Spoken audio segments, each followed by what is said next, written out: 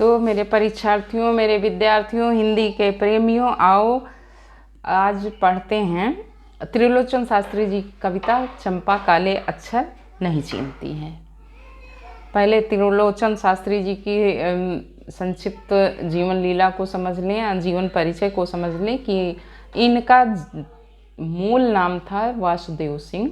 इनका जन्म हुआ था उत्तर प्रदेश के सुल्तानपुर ज़िले के चिरानी पट्टी गांव में। जैसा एक गांव के रहने वाले थे वैसे ही इनकी कविता पर उसका असर भी है। कोई बनावटी नहीं, कोई दिखावटी नहीं और कोई अतिरिक्त बोझ नहीं है कविता पर। बड़ी सरलता है और सहजता से इन्होंने यथार्थ को कहा है। कोई रोमानियत नहीं है इनमें, कोई श्रृंगार नहीं है।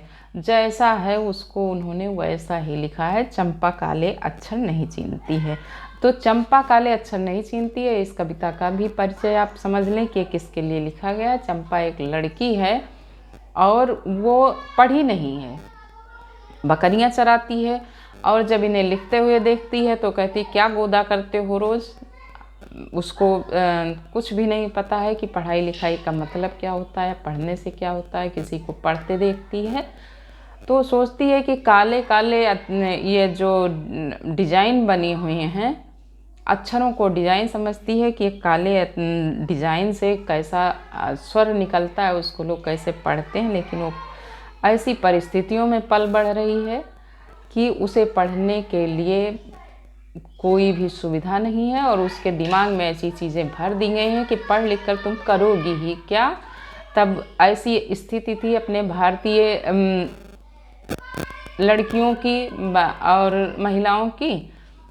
उसी को त्रिलोचन जी ने इतने साफ गोई से प्रस्तुत किया है कविता में कि पढ़कर मन भर जाता है और खुशी भी, एक मज़ा भी आता है कि उन्होंने कितने चुटेलेपन से अपनी बात को कह दिया है कि चंपा काले अक्षर नहीं चीन्हती है। चंपा इनके आसपास घूमती है और जब ये पढ़ते हैं त्रिलोचन जी तो इनके आसपास आ जाती है। एक चंचल सी लड़की है और चुपचाप सुना करती। उसे बड़ा अचरज होता है इन काले चिन्हों से। चिन्हों मतलब डिजाइन से। जैसे ये गांव की भाषा है कि चीन खचा दो, तो चीन मतलब डिजाइन, कोई निशान।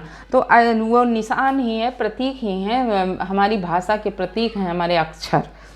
तो वो कहती है कि कैसे इसमें से आवाज़ निकलती है। लोग इसको देखते हैं और बोलने लगते हैं। चंपा सुंदर की लड़की है, सुंदर ग्वाला है, गाय भैंसे रखता है। ग्वाला है उसका पिता, उसका नाम सुंदर है। चंपा चौपायों को लेकर, चौपायों मतलब चार, चौ माने चार, पाय माने पैर, तो चार पैर वालों को चराने ले जाती है, चरवाही करने जाती है। चंपा अच्छी है, चंचल है, नटखट भी है, कभी कभी ऊधम करती है। चंचल लड़की है, नटखट है, बदमाशी करती है। कभी कभी वह कलम चुरा देती है। जैसे तैसे उसे ढूंढ कर जब लाता हूँ, पाता हूँ अब कागज़ गायब, फिर परेशान फिर हो जाता हूँ। अब वो कभी कागज़ गायब कर देती, कभी कलम गायब कर देती और परेशान कर देती है। तो ये सोचते हैं कि अरे, और उसको भी कौतूहल है कि ये क्या किया करते हैं दिन भर, कलम और कागज़ पे क्या किया करते हैं। मैं तो बकरी चराती हूँ, गाय चराती हूँ, भैंस चराती हूँ, दिन भर काम करती हूँ और ये कागज़ पे क्या गोदा करते हैं। चंपा कहती तुम कागज़ ही गोदा करते हो दिन भर, ये क्या, ये काम बहुत अच्छा है। कहते हैं, वो लड़की बोलती है चंपा कि तुम क्या दिन भर गोदा करते हो इस कागज़ पर, क्या ये काम बहुत अच्छा है। यह सुनकर मैं हंस देता हूँ, फिर चंपा चुप हो जाती है। फिर उस दिन चंपा आई, मैंने कहा चंपा तुम भी पढ़ लो, हारे गाढ़े काम करेगा। हारे गाढ़े मतलब मुसीबत के समय, कभी वक्त ज़रूरत पड़ी, कोई चांस आया तो तुम्हें काम देगा, तुम पढ़ ले।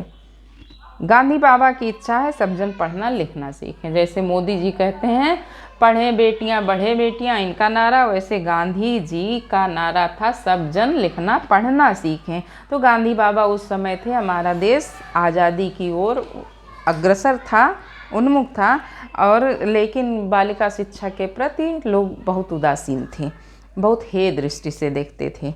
चंपा ने कहा कि मैं तो नहीं पढ़ूंगी। चंपा से जब इन्होंने कहा कि चंपा पढ़ ले, तेरे हारे गाढ़े काम आएगा, तो चंपा कहती है मैं तो नहीं पढ़ूंगी। तुम तो कहते थे गांधी बाबा अच्छे हैं अब वे पढ़ने लिखने की कैसे बात कहेंगे, मैं तो नहीं पढ़ूंगी। अब उसके दिमाग में जो फीड किया गया है, जो भर गया है कि लड़कियों को पढ़ना नहीं चाहिए, उनको घरेलू काम करना है, उनको दूसरे के घर जाना है, उनको सेवा सत्कार सीखना चाहिए। वैसे अच्छी बात ये भी थी, लेकिन उसके साथ अगर पढ़ाई और शिक्षा होती तो बहुत अच्छा होता। तो वो कहती मैं तो नहीं पढ़ूंगी। मैंने कहा कि चंपा पढ़ लेना अच्छा है, ब्याह तुम्हारा होगा, तुम गौने जाओगी, तुम्हारा ब्याह होगा और तुम वहाँ जाओगी ससुराल। गौने मतलब गमन, जाना। जो विवाह के बाद पहली बार विदाई होती तो उसको गौना कहते हैं। कुछ दिन बालम संग साथ रहे, चला जाएगा जब कलकत्ता, बड़ी दूर है वो कलकत्ता।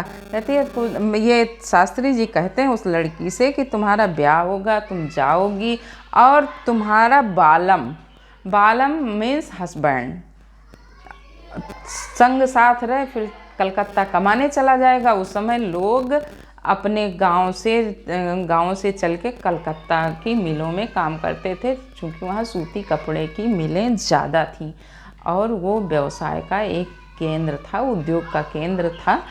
जैसे आज के लोग लुधियाना और सूरत जाते हैं, गुजरात, जहाँ बड़ी बड़ी मिलें हैं, फैक्ट्रियाँ हैं, तो उस समय कलकत्ता वैसे था, औद्योगिक केंद्र था और मजदूर वहाँ कमाने के लिए जाते थे, रोजी कमाने के लिए।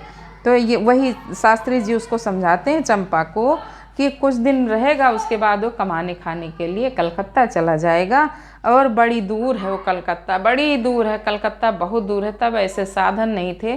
2017 में सन 1917 में पैदा हुए थे, तो 1917 से 20 साल बाद 37 साल 1937 में 47 में इन्होंने वो कविता अगर लिखी होगी, तो उस समय क्या दशा थी। कोई भी संसाधन नहीं थे, गांव में चलने के लिए बैलगाड़ियां होती थी, साइकिल भी लोगों के पास बहुत कम थी, पैदल यात्रा होती थी, कभी ट्रेन से यात्रा होती थी, पानी की जहाज़ से यात्रा होती थी। ऐसा था उस समय का अपना भारत। और उस कितने कम शब्दों में इन्होंने भारत का वो चित्र खींच दिया है कि कलकत्ता बहुत दूर है। आज तो लोग प्लेन से उड़ के चले आते हैं, घंटे 2 घंटे में आ जाते हैं। फिर कैसे उसे संदेशा दोगी, अगर वो इतनी दूर रहेगा, तुम अपना संदेशा, अपनी बात को कैसे कहोगी अगर तुम पढ़ी नहीं रहोगी? तो कैसे उसके पत्र पढ़ोगी? जब वो चिट्ठी भेजेगा, लेटर भेजेगा, तो तुम कैसे उसके पत्र पढ़ोगी? आज तो कोई ज़रूरत नहीं पत्र पढ़ने की, हाईटेक ज़माना है। व्हाट्सएप चलाया, फेसबुक चलाया, जितने भी सोशल मीडियाज़ हैं, उसमें अब लेटर की कोई ज़रूरत नहीं रह गई। लेकिन तब लेटर ही एक सहारा था एक दूसरे की हाल जानने के लिए, और जो नहीं पढ़ा उसके लिए सारा कुछ बेकार। तो वही शास्त्री जी उसको समझा रहे हैं कि कैसे उसके पत्र पढ़ोगी। चंपा पढ़ लेना अच्छा है, चंपा पढ़ लो तुम। चंपा बोली, तुम कितने झूठे हो, देखा? हाय राम, तुम पढ़ लिख कर इतने झूठे हो। अब वो इतनी नादान है, छोटी है, उसको हंसी आती है कि हाय राम, तुम इतने झूठे हो, पढ़े लिखे हो फिर भी झूठ बोलते हो। मैं तो ब्याह कभी ना करूँगी, मैं कभी ब्याह नहीं करूँगी। और कहीं जो ब्याह हो गया, अगर कभी ब्याह हो भी गया, तो मैं अपने बालम को संग साथ रखूँगी। मैं तो नहीं पढ़ूँगी, लेकिन अपने बालम को, अपने हस्बैंड को मैं अपने ही साथ रखूँगी। तो मैं, और कलकत्ता मैं कभी न जाने दूंगी। कहती है कि कलकत्ता मैं तो कभी जाने ही ना दूंगी। जैसे इतनी दूर है कलकत्ता, भगवान करे जल जाए कलकत्ता, बजर पड़े उस पे, बजर मतलब वज्र गिर पड़े ऐसा कलकत्ता पर, जो इतना दूर है और लोगों को अपने पास बुला लेता है। ये उसकी निश्चलता बोल रही है कि बजर पड़े कलकत्ते पर। जैसे एक लोकगीत गाया शारदा सिन्हा जी ने कि रलिया बैरन पिया को लिए जाए रे, जौने मलिकवा के, जौने साहेबवा के पिया मोरे नौकर लागे गोलिया साहेब मर जाए रे। ये बिरहा की और वो पराकाष्ठा है कि ऐसी जगह जो अपने प्रियजनों को दूर कर देता वो ना ही रहे तो ठीक है, या नष्ट हो जाए तो ठीक है।